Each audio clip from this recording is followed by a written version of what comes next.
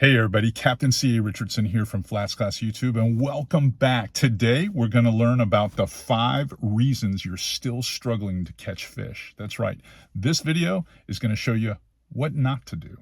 Let's go inside and talk about it.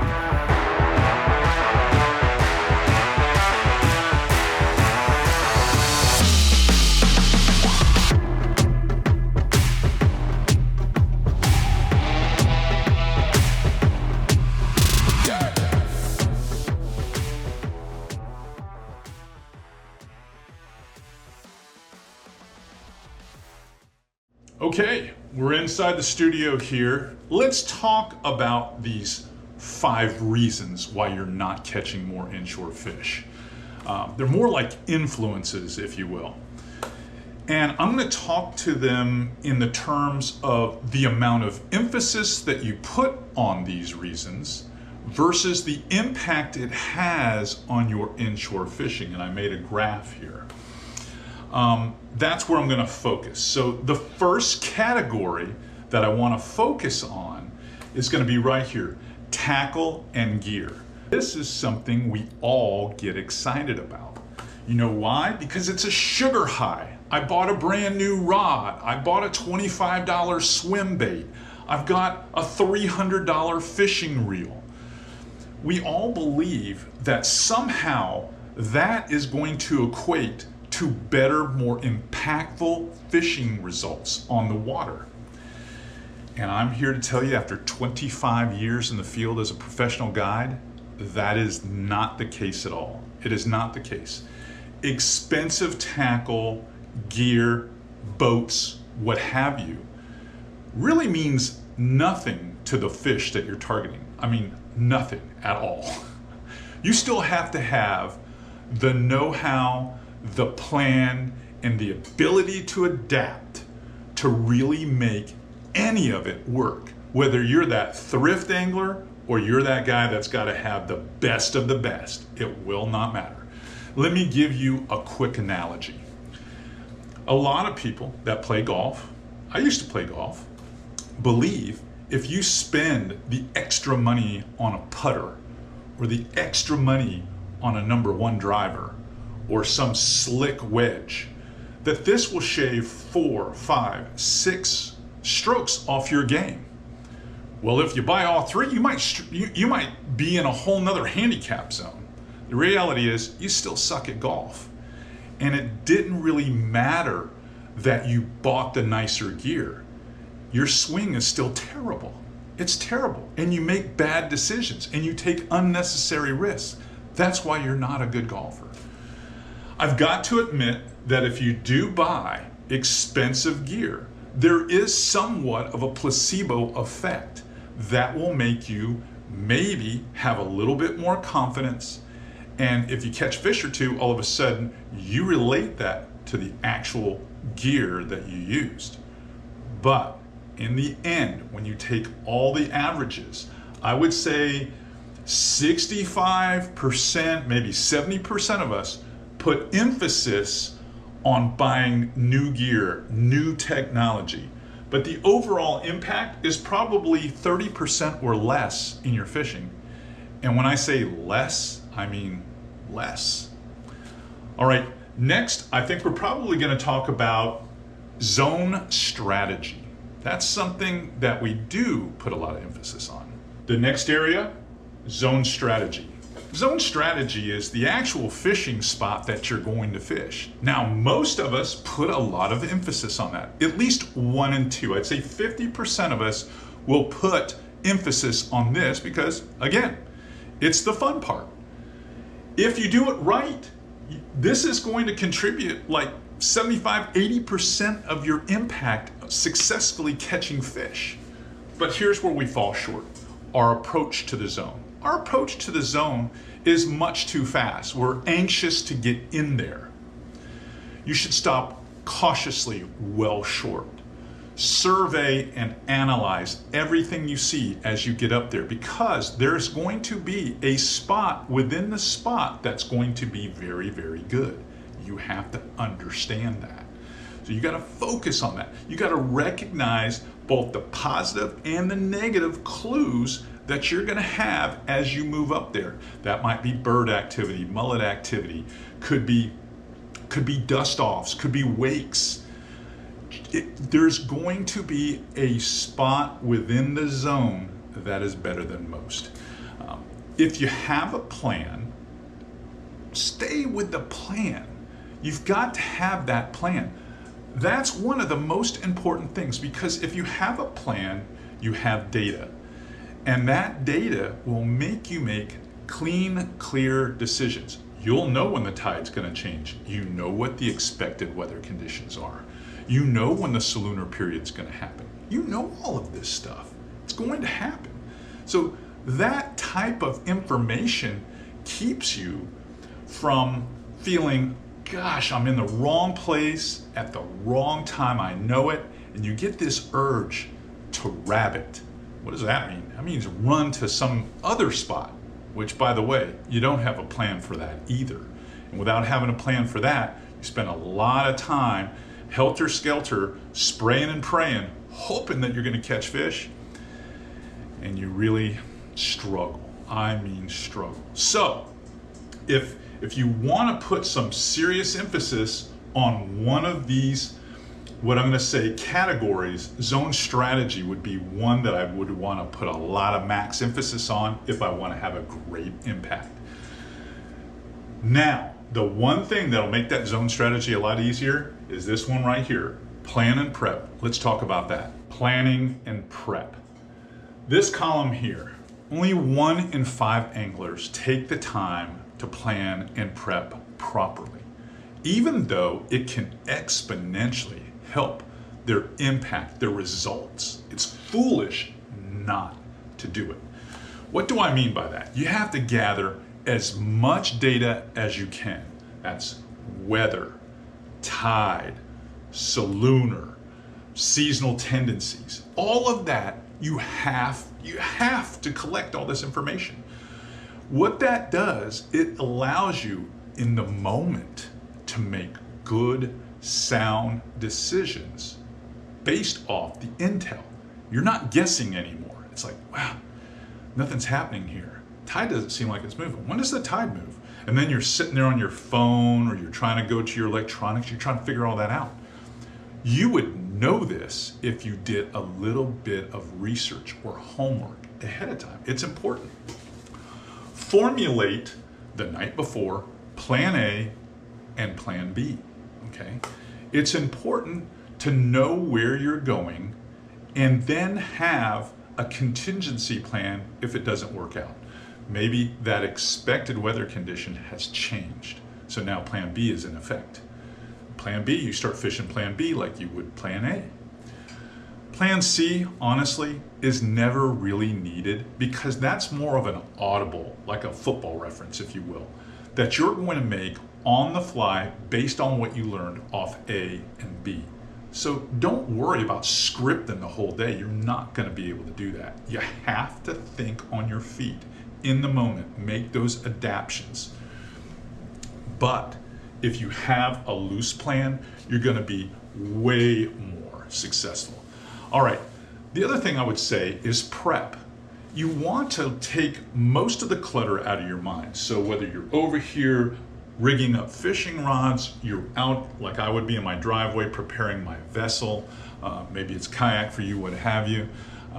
But by doing all of that ahead of time and not waiting last second, you're saving time, you're saving mental energy, and then you feel like you're going to be clear-headed out there. There's not going to be any distractions. By doing this one exercise of planning and prepping, honestly, so few do it, maybe 20% do it, but it'll make a 60 to 70% impact on your game. Because like I always say, a man without a plan is a man preparing to fail. That's a fact.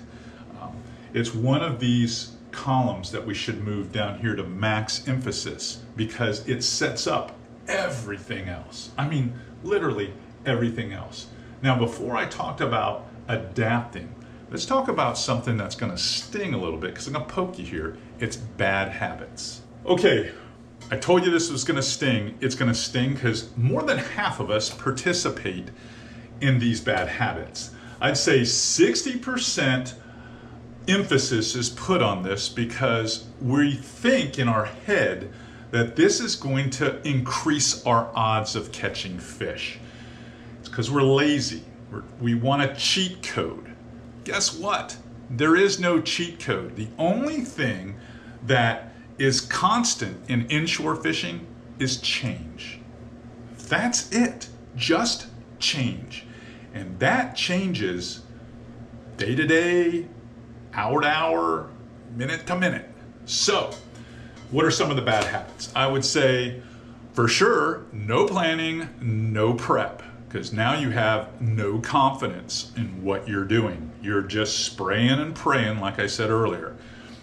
That's probably the biggest hang-up that we have. Number 2 would be what I call honey hole syndrome. You're like, what is that? You know what it is. It's those of you that go to the same spots every time you go fishing. You have 2 or 3 holes, you exhaust them. You've caught fish there in the past, but typically they only iron out every 1 in 4 trips. The rest of the time, you're rolling snake eyes, you're rolling craps, nothing's happening. It's terrible. So those are things that we fall prey to. The other one would be forcing your style. When you see something is not working in the zone that you're fishing, yet you continue, even you're reading the scenario, the answer is there. They're not going to hit top water. They're not going to hit this fast moving hard bait. They're not going to hit your spinner bait. They want something more subtle. But you continue to want to fish your favorite color, your favorite bait, and you drive it. You drive this daily driver that you fish all the time. You have it tied on everything. You think one bait. Listen, there is no one bait that works every time. That's why we have a tackle bag with lots of them in it. Can't do that. I'm not telling you to think outside the box. I'm just telling you to think. Just think about that. Last bad habit, personal pet peeve of mine, is dock talk or chasing yesterday's bite. This is rumor and innuendo I learned a long time ago as being a long-time tournament angler. These would be people that would give me information that want to legitimately help me, but because it happened a week ago or 3 days ago, doesn't mean I'm going to be able to duplicate those results in the same spot. Just doesn't happen. Like I said, things change day to day, hour to hour, minute to minute.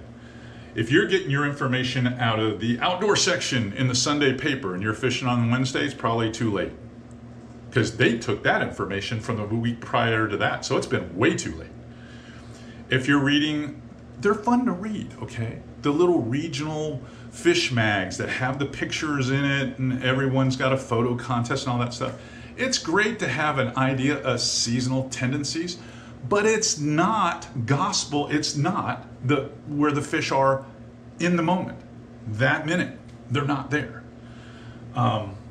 There are, well, believe it or not, social media, people do not tell the truth. On social media, they may have stuff out there, but this is stuff that they caught fish 3 months ago and they're just now posting it, or they're telling you an entire different area. I'm a television show host, okay? So people watch my show. Oh, you're fishing in Charlotte Harbor. I'm gonna watch this to see if he's fishing my area. It's gonna help me catch fish. It will help you catch fish when I teach you the technique or the pattern, but I'm never giving you the spot. I never give spots away. That is the worst thing to do. Why would I want to give you a spot that I'm fishing that hurts me? And then apps.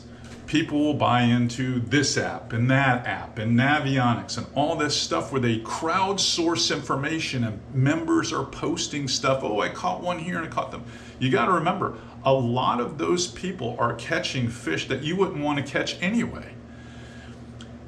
Trust the process.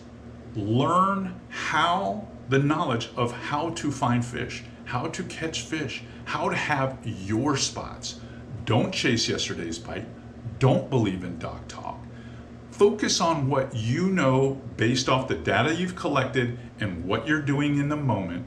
And if you do that and you keep good notes and remember how you did it, you will consistently catch fish. You'll be able to put all of this together. I promise you. So we've covered tackle and gear, bad habit, zone strategy, planning and prep. The last one is probably the most important to me, and that is adaptation and fishing in the moment. All right, this probably gets very little emphasis, but it has a major impact on your fishing results because this is an acquired skill. This is basically experience. That's what it is. It's truly experience. So in my opinion, this separates the average angler from the good angler. The good angler is going to be able to attain this knowledge because he's doing lots of reps. I mean, he's doing lots of reps. He's out there all the time and he learns it. If you pay attention, you can learn it too, even if you're a weekend warrior. So what does that mean? Well, he's going to recognize fish behavior first of all. He's going to know if fish are completely disinterested, if he's throwing the wrong color. He's going to understand what short strikes mean, follows but not commitment.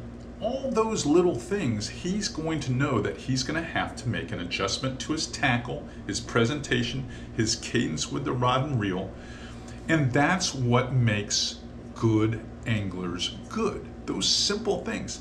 He's also going to be that guy that knows when to leave the spot. He will know when to leave and where he's going next. He'll know that plan B is going to be better than plan A. He's going to know that. And then he's also going to be able to pattern that so that he could go to several other spots. That is the difference in adapting and fishing in the moment and not. He's also, and I'll tell you a quick little backstory, he's also going to understand when an opportunity arises, and he's going to have the wherewithal and the ability to capitalize on it. I'll give you a case in point. A couple of weeks ago, we were shooting some stuff for FlatsClassUniversity.com, which is an online fishing school that I teach. I went in there with a guy named Chase Miller, who is my camera guy. He's my videographer. And he said, I thought I saw a tarpon roll. And I figured he saw a long-nosed gar. We sat down, posted up, and I got in TV voice and started teaching. As I'm looking through him, I noticed a tarpon roll. I was like, wow, you were right, Chase. There are some tarpon rolling out there in that little sailboat harbor. I go, guess what? We're going tarpon fishing. We're not doing this now. He's like, what? I go, yeah, that's what we're going to do.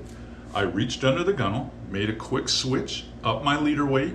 We trolling motored right out there, watched them for 10 minutes to figure out where their happy spot was, and then made about 15 presentations and hooked one.